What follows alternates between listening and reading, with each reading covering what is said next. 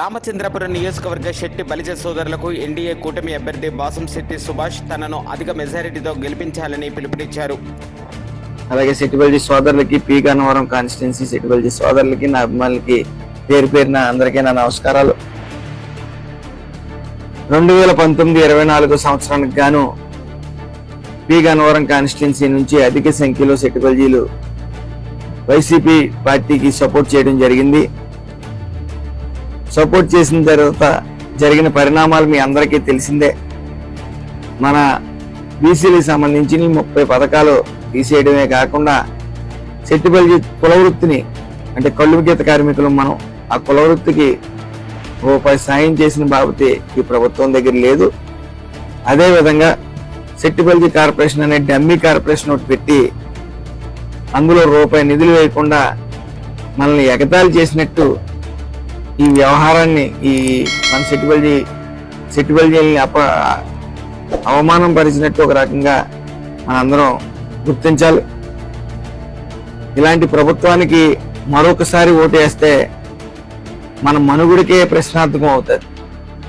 కాబట్టి మీరు మీ వద్దకు వస్తున్న వైసీపీ శెట్టి బలిజీ నాయకుల్ని ప్రశ్నించవలసిన సమయం ఆసన్నమైంది.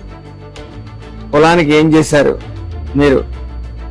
ఒక్క ఛాన్స్ అని జగన్ అడిగితే శెట్టి బలిజీలు ఇటు బీసీలు ఇటు ఎస్సీలు అందరం కలిపి చేశాం. శెట్టి బలిజీలకు మీరు ఏం చేయగలిగారు అని నాయకుల్ని ప్రశ్నించవలసిన అవసరం ఎంతైనా ఉంది. మరి నేను శెట్టి బలిజీ సంఘీయుడిగా మరి ఎన్డీఏ కూటమి నాకు తగిన గౌరవం ఇచ్చింది.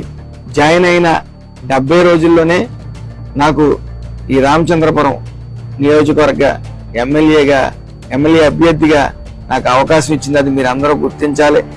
మరి చాలా మంది నాయకుల్ని నమ్మి మీరు ఇప్పుడు వరకు కూడా ప్రయాణం చేశారు. మరి నాకు ఒక్క అవకాశం ఇవ్వమని ప్రతి శెట్టి బలిజీ సోదరుడిని నా అభిమానుల్ని అడుగుతా ఉన్నాను. మీరు చేయవలసింది ఒకటే, ఎక్కడ శెట్టి బలిజీ పోలింగ్ బూత్ ఉన్నా సరే అందులో మనం మెజార్టీ చూపించవలసిన అవసరం ఎంతైనా ఉంది. అది మీరు అందరూ గుర్తించాలి.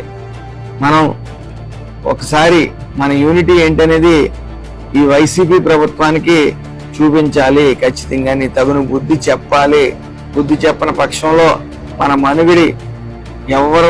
మనుగడి ప్రశ్నార్థంగా మారిపోతుంది. ఎదరెదర మన పార్టీని గుర్తించిన వైను అవుతుంది. ఒక్కసారి మనం ఈ ఎన్డీఏ కూటమికి సపోర్ట్ చేద్దాం.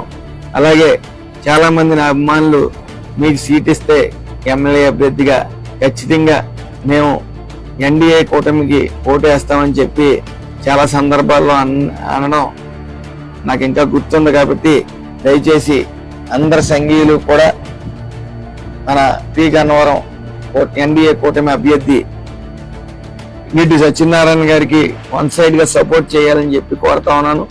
అతి త్వరలో నేను ఒక 4 రోజుల్లో నేను ఐనవెల్లి మీటింగ్ కి అటెండ్ అవుతాను. కాబట్టి నా అభిమానులు శ్రేయభిలాషులు కూడా అలాగే శెట్టి బలిజీ సోదరులందరూ కూడా అక్కడికి హాజరవుతారని చెప్పి మనస్ఫూర్తిగా కోరుకుంటా ఉన్నాను.